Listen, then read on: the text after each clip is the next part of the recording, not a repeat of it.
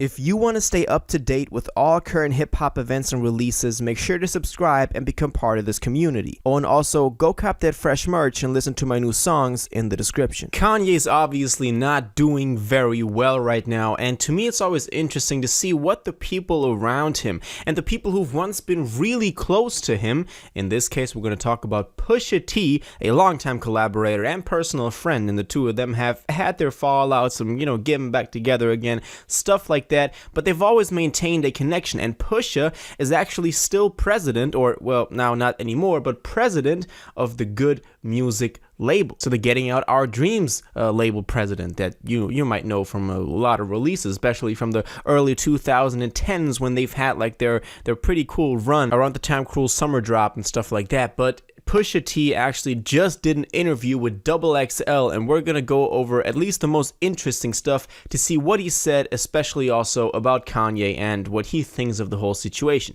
So let's jump straight into this. So the interview starts with them asking him, "Are you still currently the president of Kanye's G.O.O.D music?"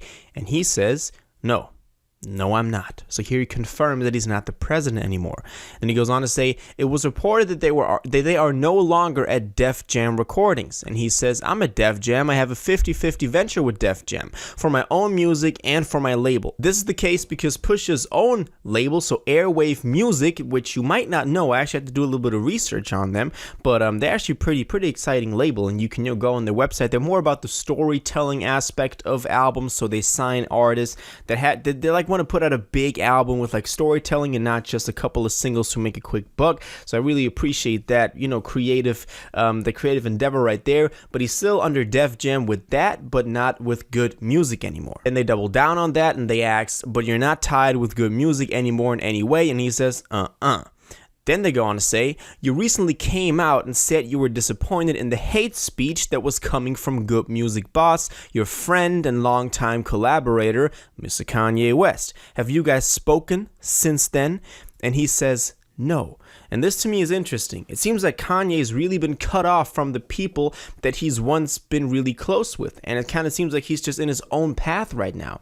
I recently dropped a very interesting video about the meaning behind his new song, Sensory Overload. I really recommend you guys go check that video out on my channel. It's definitely very interesting. I put a lot of work into the research, and definitely something for every Kanye fan to watch. But let's keep going with this interview. They then obviously ask, "When was the last time you both talked?"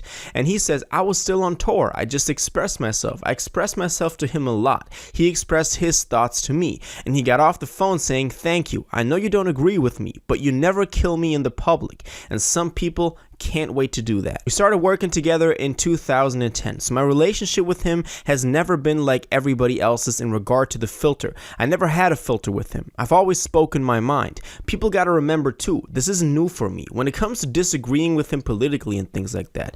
And I think this is something that we gotta also see. We're all like, everybody's disagreeing with Kanye right now, but the people who are close to him, they are used to him having weird thoughts and weird opinions, and they gotta deal with it. And that's exactly what Pusha is expressing here. So he's kind of learned to deal with Kanye's very crazy character, and we're only now learning how to do that. So it's always like when people are, commenting on Kanye, I saw 50 Cent did this as well. They're always like they're not so quick to jump to conclusions. It's more like, "Oh, I hope he's doing well," and like, I just disagree with him. They're used to it. It's not so new to them. But let's keep going with the interview. They asked, "Right, you were riding with Hillary Clinton when he was doing his Donald Trump thing." And then Pusha said, "Remember, I'm the one that said the MAGA hat is a new KKK hood while he's making my album. Him beefing with former President Barack Obama. I met Obama, but it's the same thing with him and the Drake thing. I'm gonna go through this and that. He's doing Drake shows." Then they asked, "How does that dynamic work?" Because obviously that's very interesting how they can, be so ambivalent on both sides. And he says, "You know what I will say about that? He knows I will do everything I gotta do and wanna do in regard to anything that jeopardizes my look, my pride, anything. He knows that. He knows there's no talking me off any ledges. He just can't do it. With him knowing that, I got too much pride to ask somebody to not move a certain way. I don't do that. But I'm going to react as cuckoo cal as I fucking want to when I feel like something is not going in my favor. It is what it is, man. And we're almost at the end, so bear with me, but here I just thought it was interesting that, you know, it's like a very mature relationship where both of them do whatever they want, but then they can still come together as collaborators, as friends, and kind of still appreciate each other. And then the obvious question now they ask, you guys work together so well musically, it must affect you to see him doing this. And he says, oh no, for sure, man. And then he says, are you getting text every time he does something? And Pusha says, people know that I'm a very strong individual. That's the thing. At the end of the day, shit is being said today that's beyond disappointing.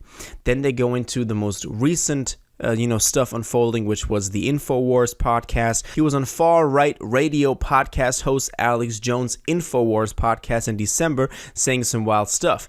And Pusha says, it's beyond that, and it's nothing to tap dance around. It's wrong. Period. But to me, it's just me and him having a difference of opinion yet again, because we done had this for years.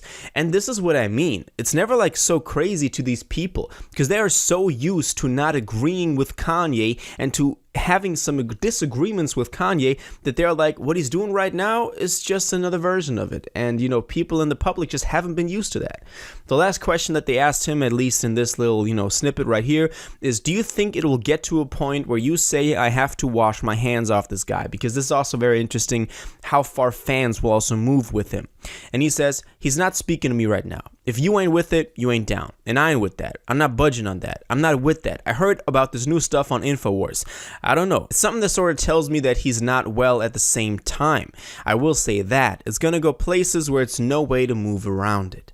And this is also what I mean. People like Pusha, they care more about how Kanye's doing. They care about if he's actually doing well, because what he's doing right now doesn't seem to come from the mind of a sane person. We've recently also seen the comments from Kanye himself about maybe being autistic, maybe having some sort of even further mental challenge other than his bipolarness. And so it's going to be interesting how that whole thing unfolds. But for right now, Kanye's like somewhere doing something. We don't have a lot of like public stuff that we know about it. I know Adidas just started selling the Yeezys without the Yeezy logo on it, so that thing really went through. Kanye released Sensory Overload. I don't know if there's new music coming from Kanye. It seems like he's also cut ties, or at least is not in active contact anymore with a lot of the people that he once was with, like Pusha T that we just went over. So it's really interesting time for Kanye fans right now, and if they can even call themselves fans anymore. But yeah, that was a new interview that he did for XXL. Shout out to Pusha T, because he's been getting a lot of recognition in the past couple of weeks. He's gotten the #1 hip hop album of 2022 from Rolling Stone. Billboard named him #2, I think. So he's been riding high off success. He now got the cover for XXL, doing interviews like that. So shout out Pusha T, definitely deserved it. It's Almost Dry was an amazing record. I'm really happy about that. But let me know your thoughts about this. What do you think about this whole Kanye situation right now? What do you think about Pusha's answers on this interview that he did? And all your thoughts on this, please let me know in the comments down below. If you watched this video to the end and liked it, and you want to stay up to date with all current hip-hop events and releases, make sure to subscribe, turn on notifications, hit that like button, and go follow my social media, and most importantly, join my Discord in the description. Until the next one, you'll have an incredible day, and y'all take care.